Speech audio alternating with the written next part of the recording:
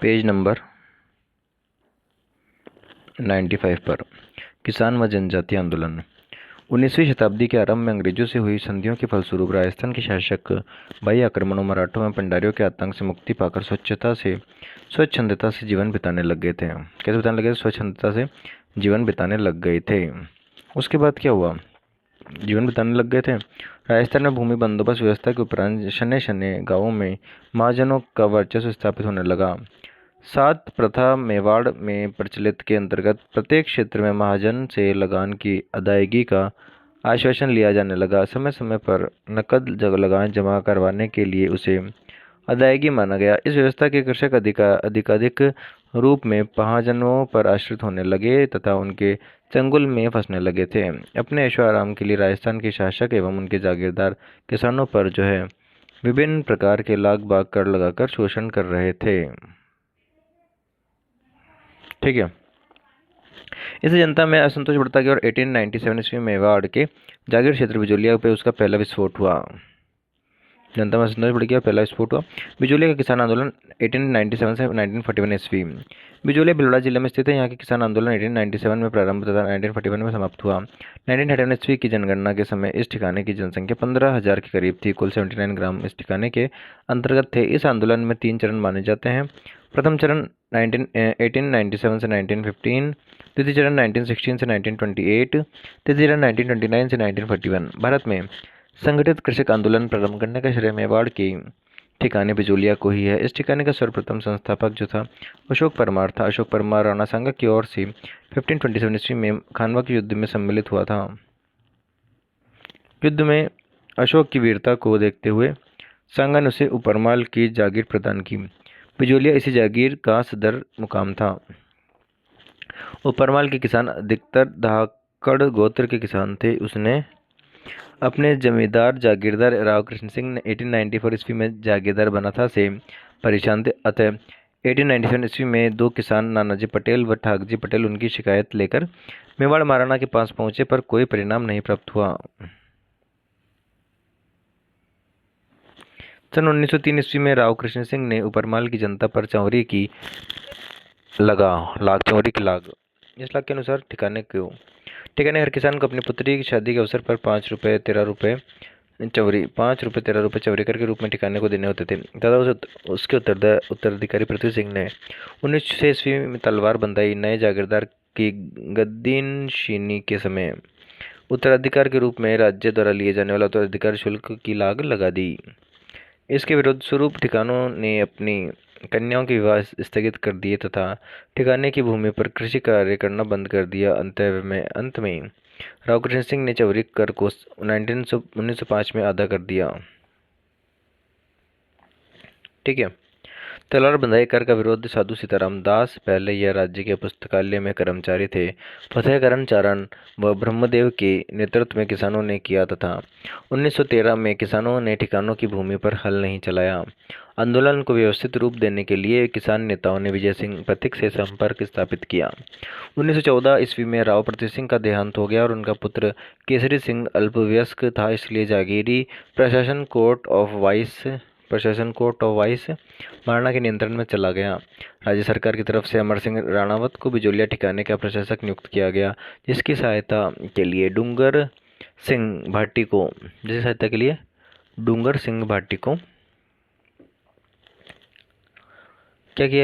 भाटी को नायब बनाया गया। सन 1916 ईस्वी में विजय सिंह पथिक ने साधु सीताराम दास के आग्रह पर आंदोलन की बागडोर संभाली।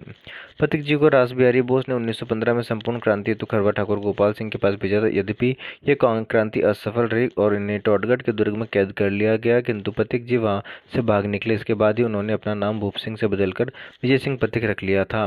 पथिक ने बिजोलिया में विद्या प्रचारणी सभा का पुनः गठन किया और इसके तत्वाधान में एक पुस्तकालय, एक पाठशाला और एक अखाड़ा शुरू किया। पथिक के निर्देशन में 1917 में किसानों ने साधु सीताराम दास की अध्यक्षता में हरियाली अमावस्या के दिन बेरीसाल गांव में उपरमाल पंच बोर्ड किसान पंचायत बोर्ड की स्थापना की और किसानों ने युद्ध कर जो प्रति हल 10 या 14 रुपये था देने से इनकार कर दिया।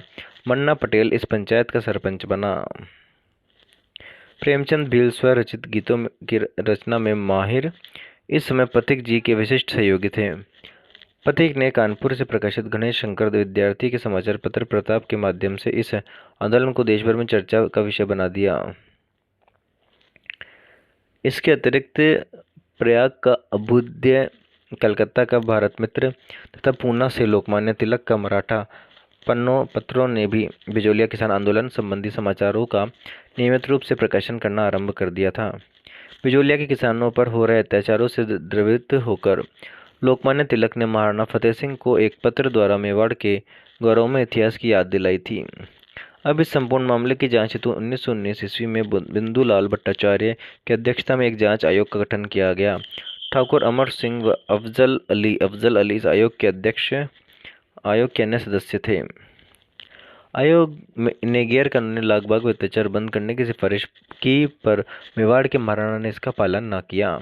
महात्मा गांधी ने बिजोलिया किसान आंदोलन संबंधी जानकारी प्राप्त करने के उद्देश्य से पथिक को बंबई आमंत्रित किया। गांधी जी ने अपने निजी सचिव महादेव देसाई को परमाल के किसानों की स्थिति की जांच करने बिजोलिया जेल भेजा। बिजोलिया भेजा गांधी जी ने बिजोलिया किसान आंदोलन के प्रति नैतिक समर्थन दिया। राजपूताना मध्य भारत सभा ने भवानी दयाल के नेतृत्व में एक जांच आयोग गठित किया।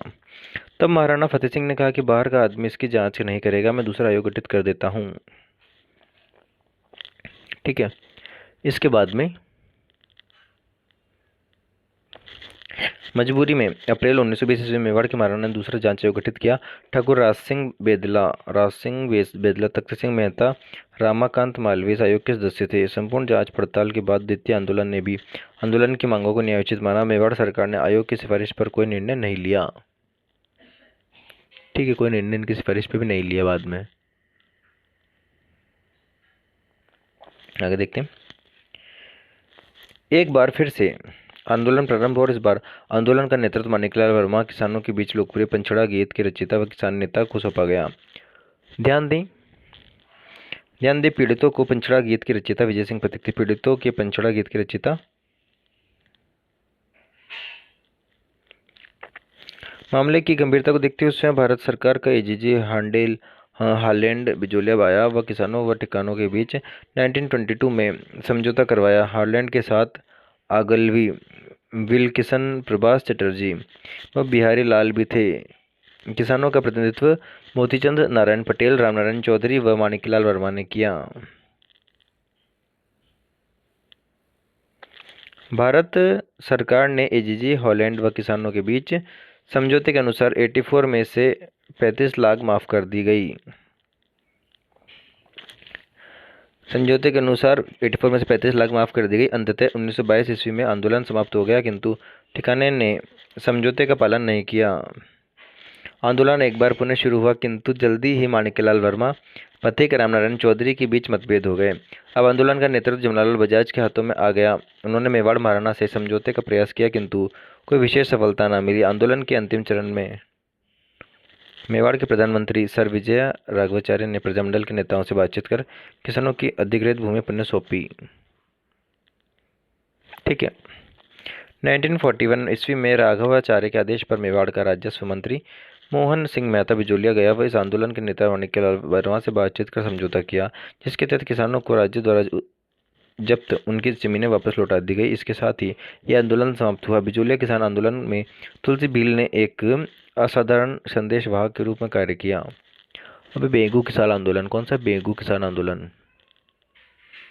ठीक है। बेगू किसान आंदोलन में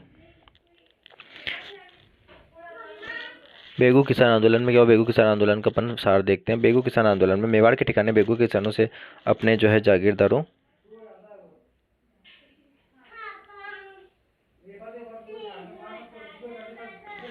बेगू किसान आंदोलन 1921 ईस्वी। मेवाड़ के ठिकाने बेगू के किसानों ने अपने जागीरदार के अत्याचार के विरुद्ध 1921 ईस्वी में आंदोलन प्रारंभ कर दिया। बेगू किसान 1921 में मेनाल भिलौड़ा में भेरुकुंड नामक एक स्थान पर एकत्र हुए तथा निश्चित किया कि बिजोलिया के समान बेगू में भी किसान शोषण के विरुद्ध आंदोलन के पर अनेक प्रकार की लागबाग से मुक्ति करेंगे।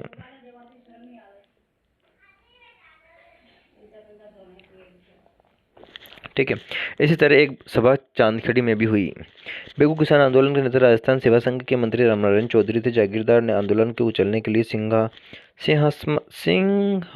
समस्यात्मक उपायों का सहारा लिया, पर किसान इस संघर्ष में निरंतर डटे रहे। 1921 में मंडावरी नामक स्थान पर किसान सम्मेलन पर गोलियां चलाई गई।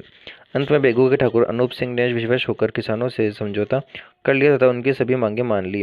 रियासत और ब्रिटिश सरकार ने ठाकुर की समझौतावादी नीति को बोल्शेविक फैसला कहकर मान्यता देने से इनकार कर दिया तथा ठाकुर पर समझौता रद्द करने के लिए दबाव डाला गया। ठाकुर के अस्वीकार करने पर उसे मार्च 1923 ईस्वी में नजरबंद कर उदयपुर भेज दिया गया तथा ठिकाना मुसरमात कोर्ट ऑफ वार्ड को सुपुर्द कर दिया गया।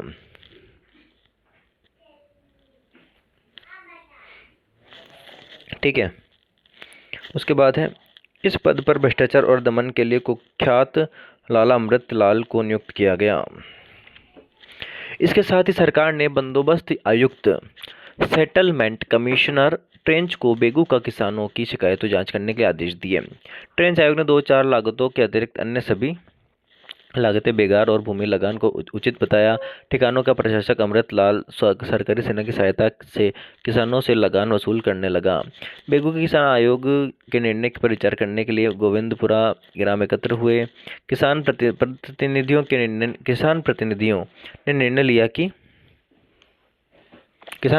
ने निर्णय लिया कि जब तक उनकी मांगें स्वीकार नहीं की जाती तब तक वे गोविंदपुरा में अपनी बैठकें जारी रखेंगे। ट्रेंच तथा अमृतलाल ने किसानों को गोविंदपुरा से चले जाने के आदेश दिए। किसानों ने इनका पालन नहीं किया। 13 जुलाई 1923 को राजकीय सेना ने किसानों को घेर लिया और लाठी प्रहार किया तथा गोलियां चलाई, जिसके परिणाम स्वरूप 2 किसान रूपाजी धाकड़ व कृपाजी धाकड़ शहीद हो गए। किस ठिकाने की इस दमन की नीति को देश के कई समाचार पत्रों ने आलोचना की। महाराणा फतेह सिंह ने इस घटना पर अपनी नाराजगी जताने के लिए मेवाड़ के दीवान प्रभाष चंद्र चटर्जी को ड्योढ़ी बंद कर दी। सेना के अत्याचारों से किसानों का आंदोलन शिथिल पड़ने लगा, किसानों का मनोबल गिरने लगा और ये देखकर पथिक जी बेगू पहुंचे और बेगू पहुंच गए ना, पथिक जी कहाँ पहुंचे, बेगू बेगू पहुंच गए और उन्होंने आंदोलन का नेतृत्व किया। आंदोलन पुनः सजीव होने लगा। 10 सितंबर 1923 ईस्वी को पथिक गिरफ्तार कर लिए गए। पथिक की गिरफ्तारी के बाद बेगू का आंदोलन कुचल दिया गया। फिर भी इससे किसानों की स्थिति में अत्यधिक परिवर्तन आया। आंदोलन के दबाव के कारण ही बेगू ठिकाने में दिसंबर 1923 से बंदोबस्त शुरू हुआ और लगान की दरें निश्चित की गई। अलवर भरतपुर में किसान आंदोलन। अलवर रियासत में राज्य द्वारा पाले जाने वाले जंगली सुअर बड़ी समस्या थे। ये सुअर किसानों की फसलें नष्ट कर देते थे। 1921 में किसानों के इसके विरुद्ध आंदोलन किया और अंततः राज्य इन सुअरों को मारने की इजाजत देने पर सहमत हो गया। 1924 में अलवर राज्य, इस समय अलवर का शासक जयसिंह था, में भूमि बंदोबस्त कर लगान में वृद्धि की गई। अतः इस अलवर राज्य के खालसा क्षेत्र के राजपूत किसानों ने आंदोलन प्रारंभ किया। इस आंदोलन में अगुआ माधो सिंह, गोविंद सिंह, अमर सिंह और गंगा सिंह थे। आंदोलन चलाने के कार्यक्रम में निर्धारित करने के लिए सभी किसान भारी संख्या में निमुचना कोटपतली बरौड़ गांव में एकत्रित हुए। स्थिति को देखते हुए अलवर के महाराजा ने जनरल रामभद्र ओझा के नेतृत्व में एक जांच आयोग का गठन किया, जो 7 मई 1925 ईस्वी को निमुचना गांव पहुंचा और उन्होंने कृषक नेताओं से बातचीत की। इस आयोग का उद्देश्य निमुचना में एकत्रित राजपूतों की तैयारियों के बारे में जानना था। आंदोलनकारी 14 मई 1925 को अलवर के निमुचना गांव में एकत्र हो रहे थे कि अचानक राज्य के सैनिकों ने उन पर गोलीबारी प्रारंभ कर दी। इन सैनिकों का कमांडर छज्जू सिंह था। इसमें सैकड़ों लोग मारे गए। गांधी जी ने यंग इंडिया में इसे जलियांवाला बाग हत्याकांड से भी विभत्स बताया है। वैसे ड्राइवरेज में डबल डिस्टिल्ड की संज्ञा दी है। ठीक है, रियासत नामक समाचार पत्र ने भी इसकी तुलना जलियांवाला बाग हत्याकांड से की थी। अंततः राज्य व किसानों के बीच समझौता हुआ। राष्ट्रीय स्तर पर माणिक्यलाल कोठारी की अध्यक्षता में एक समिति बनाई गई, जिसमें रामनारायण चौधरी को सचिव बनाया गया था।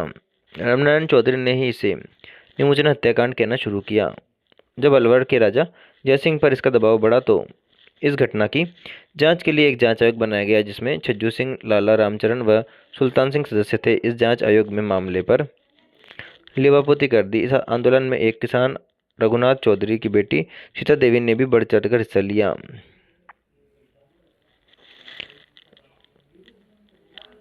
भरतपुर में 1931 में नया भूमि बंदोबस्त लागू किया था, जिसमें भू राजस्व में वृद्धि की गई।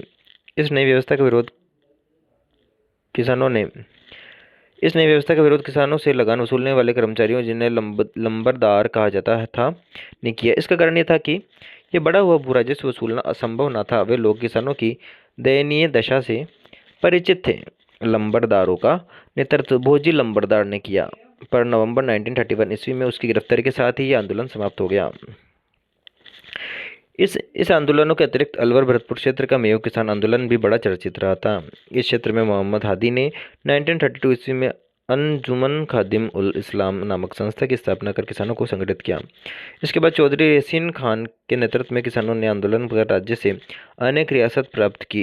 इस किसान आंदोलन की जांच हेतु अजीजुद्दीन बिलग्रामी के नेतृत्व में जांच समिति का गठन किया गया और उसकी सिफारिश पर ही मेयो किसानों की विशेष राहत प्रदान की गई।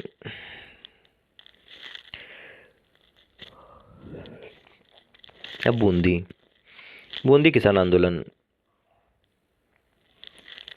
बिजोलिया और बेगू किसान आंदोलनों किसान के समान बूंदी राज्य के कृषकों को भी अनेक प्रकार की लागतें पर लगभग 25 बेगार और ऊंची दरों पर लगान की रकम देनी पड़ रही थी। बिजोलिया और बेगू के किसानों के आंदोलनों से बूंदी के किसान भी अत्यधिक प्रभावित हुए। परिणामतः अप्रैल 1922 ईस्वी में बिजोलिया की सीमा से जुड़े बूंदी राज्य के बरड़ क्षेत्र के किसानों ने बूंदी प्रशासन के विरुद्ध आंदोलन आरंभ कर दिया।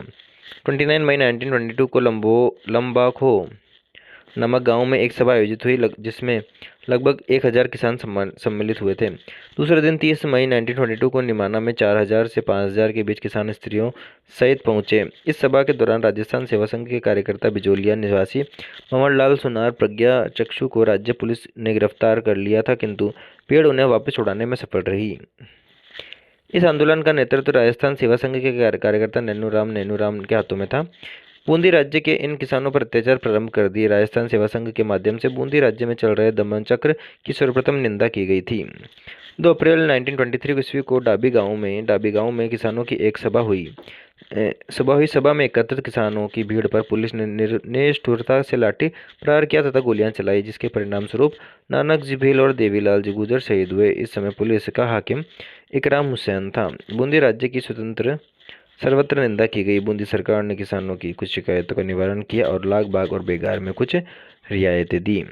किसान आंदोलनकारी राज्य की ओर से दी गई रियायतों से पूर्णतः संतुष्ट नहीं थे, परंतु वे अपने आंदोलन को आगे चलाने की स्थिति में भी तो नहीं थे, क्योंकि अब उन्हें राजस्थान सेवा संघ से मार्गदर्शन मिलना बंद हो गया था। ठीक है, क्या बंद हो गया था? उनको मार्गदर्शन मिलना बंद हो गया था बाकी सेवा संघ से भी। ठीक है, 1923 ईस्वी के अंत तक आंदोलन प्राय समाप्त हो गया। 1936 ईस्वी में एक बार फिर बरड़ क्षेत्र में आंदोलन का दौर चालू हुआ। 5 अक्टूबर 1936 को हिंडोली में स्थिर हिंडेश्वर महादेव के मंदिर में 90 गांवों के गुर्जर मीणा किसानों के 500 प्रतिनिधियों का एक विराट सम्मेलन हुआ, जहां उन्होंने एक मांग पत्र तैयार किया और उसे सरकार को प्रेषित किया। सरकार ने उनकी मांगों पर ध्यान नहीं दिया। किसानों ने राज्य के विरुद्ध आंदोलन छेड़ दिया और 3 सितंबर 1939 को 40 गाँवों के लगभग 150 गुर्जरों ने लाखेरी में तोरण की बावड़ी पर एक सभा की, जिसमें भंवरलाल जमादार, गोवर्धन चौकीदार व राम निवास तंबोली ने इसमें नेतृत्वकारी भूमिका निभाई। अंततः सरकार ने चराई करों में कुछ छूट कर दी। युद्ध ऋण की वसूली में शक्ति का प्रयोग करना बंद कर दिया। आंदोलन के समय में जिन लोगों को गिरफ्तार किया गया उन्हें छोड़ दिया गया। इस प्रकार यह आंदोलन 1945 में समाप्त हो गया। जयपुर राज्य में किसान आंदोलन। राजस्थान अन्य राज्यों के किसानों की भांति जयपुर राज्य के किसानों की भी स्थिति बड़ी दयनीय थी। जयपुर रियासत में किसान आंदोलन का मूल केंद्र राज्य के पश्चिमी भाग में स्थित शेखावाटी, तोरावाटी, सांबर, सीकर और खेतड़ी के ठिकाने थे। किसान आंदोलन का श्री गणेश सीकर ठिकाने में हुआ। यह जयपुर राज्य के अंतर्गत अर्ध स्वतंत्र ठिकाना था, जिसके राव राजा को प्रशासन के समस्त अधिकार प्राप्त थे। सीकर ठिकाने की प्रशासनिक व्यवस्था अनूठी थी। वहाँ की भूमि 2 भागों में बटी हुई थी, खालसा और जागीरदारी। 290 गांवों की भूमि खालसा के अंतर्गत थी, वहाँ स्वराज किसानों से सीधा लगान वसूल करता था, जबकि बाकी 148 गांवों की भूमि पर छोटे जागीरदार जो भूमियां उनकी ईमानदार उनकी इनामदार बाड़दार आदि कहलाते थे का कब्जा था तथा वे किसान से सीधा मुखालसा भूमि से ज्यादा लगान वसूल करते थे। 1922 ईस्वी में सीकर के नए राजा कल्याण सिंह ने भूमि कर में 25 से 50% की वृद्धि कर दी। इस वृद्धि का कारण गद्दी नशीनी पर हुआ खर्च बताया गया है। इससे किसान नाराज हो गए व उन्होंने आंदोलन प्रारंभ कर दिया। सीकर के किसान 1923 ईस्वी में जयपुर पहुंचे व जयपुर में अधिकारियों को कल्याण सिंह की शिकायत की परिणामस्वरूप महकमा खास जयपुर के अध्यक्ष गलानसी के हस्तक्षेप से किसानों व कल्याण सिंह के बीच समझौता हुआ, जो इस प्रकार था। भविष्य में मालगुजारी की रकम निश्चित कर दी जाएगी।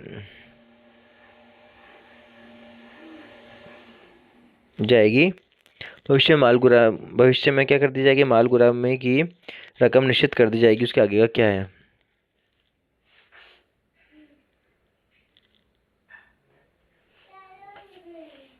चाहे फसल कैसे भी क्यों न हो, भूमि का बंदोबस्त स्वतंत्र अफसरों द्वारा ब्रिटिश भारत के नियमानुसार शीघ्र ही कराया जाएगा।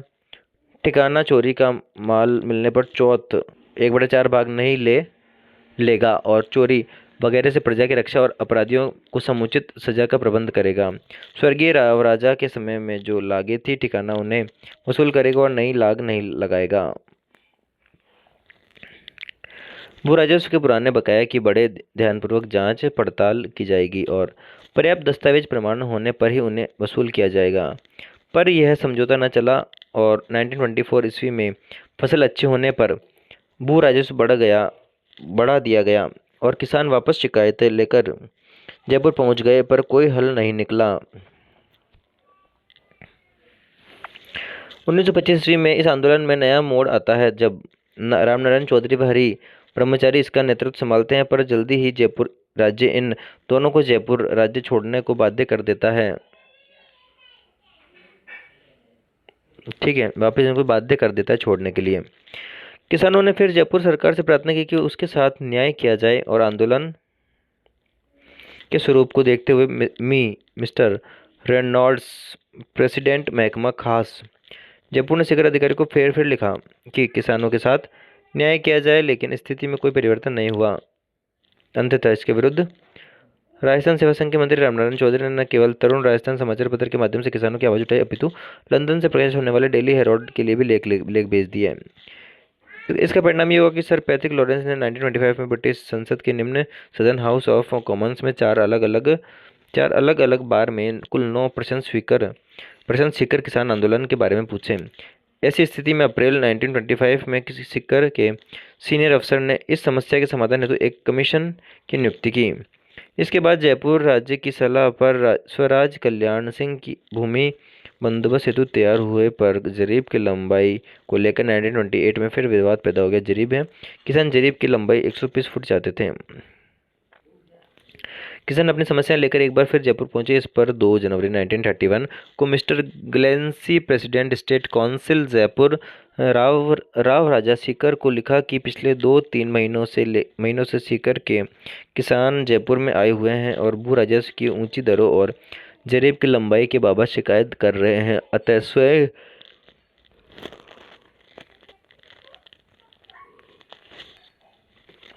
रुचि लेकर वह किसानों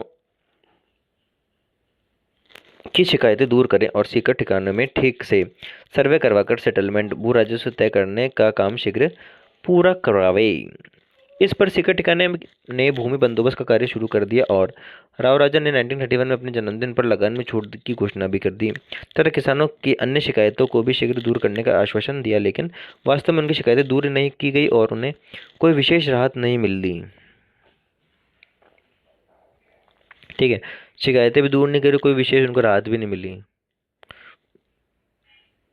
ठीक है, शिकायतें भी दूर नहीं करी और विशेष कोई उनको राहत भी नहीं मिली। उसके बाद आगे देखते हैं। इस आंदोलन में नया मोड़ तब आता है जब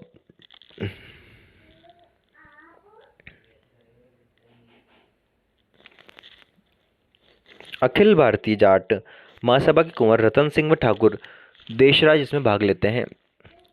ठाकुर देशराज का पूर्ण नाम घासीराम था। इसका जन्म श्रावण शुक्ल 11 संवत 1552 1952 1952 1895 ईस्वी में जगीना भरतपुर में एक साधारण जाट परिवार में हुआ। वह आर्य समाज के अनुयायी थे और 1920 से 21 में से राजनीति में भाग लेने लगे थे। इन्होंने शेखावाटी में 1931 से 1935 ईस्वी तक किसान आंदोलन को पथ प्रदर्शन व नेतृत्व दिया। जयपुर राज्य से निर्वासित होने के बाद इन्होंने भरतपुर राज्य प्रजामंडल, जमींदार किसान सभा, ब्रज जया प्रतिनिधि सभा तथा भरतपुर राज्य मंत्रिमंडल में रहकर कार्य किया। इन्होंने अनेक ग्रंथ लिखे जिसमें जाट इतिहास सबसे प्रसिद्ध ग्रंथ था। कमीशन की सिफारिश पर इजारा प्रणाली ठेके पर भू राजस्व वसूली समाप्त करके यह तय किया गया कि किसानों से राजस्व अधिकारी वसूलेंगे। इन सिफारिशों से आंदोलन शांत हो गया। उसके बाद इस दौरान अक्टूबर 1925 में जाट सभा का बगड़ झुंझुनू में एक अधिवेशन आयोजित हुआ, जिसमें राज्य और जागीरदारों द्वारा जाटों पर किए जा रहे सामाजिक और आर्थिक शोषण के विरुद्ध अभियान चलाने संबंधी कार्यक्रम की रूपरेखा तैयार करने का निर्णय लिया गया। इसी कालखंड में 1922 में मास्टर प्यारेलाल गुप्ता चढ़ावा के गांधी नाम से मशहूर ने चढ़ावा में अमर सेवा समिति की स्थापना की। इनके कार्यों से चिढ़कर खेतड़ी नरेश अमर सिंह ने प्यारेलाल व इनके साथियों पर अत्याचार किए, गिरफ्तार कर लिया गया। अंततः चांदकरण शारदा के प्रयासों से 23 दिन बाद इन्हें मुक्त कर दिया गया। 1932 ईस्वी में बसंत पंचमी के पर्व के अवसर पर झुंझुनू में जाट महासभा के तत्वाधान में भव्य समारोह हुआ। इस समारोह में 60,000 किसानों ने भाग लिया था।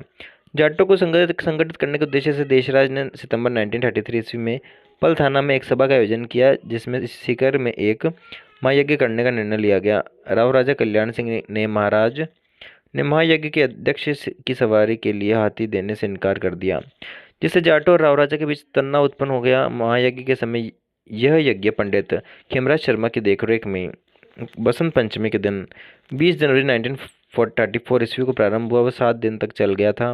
किसानों द्वारा दिए गए भाषणों में ठिकाने की नीति की कटु आलोचना की गई। इससे खिन्न होकर ठिकाने के राव राजा ने जाट सभा के सचिव चंद्रभान को गिरफ्तार कर उसे 6 सप्ताह की जेल तथा 51 रुपये जुर्माने का दंड दिया था। पेज नंबर 99 तक का हुआ इसमें।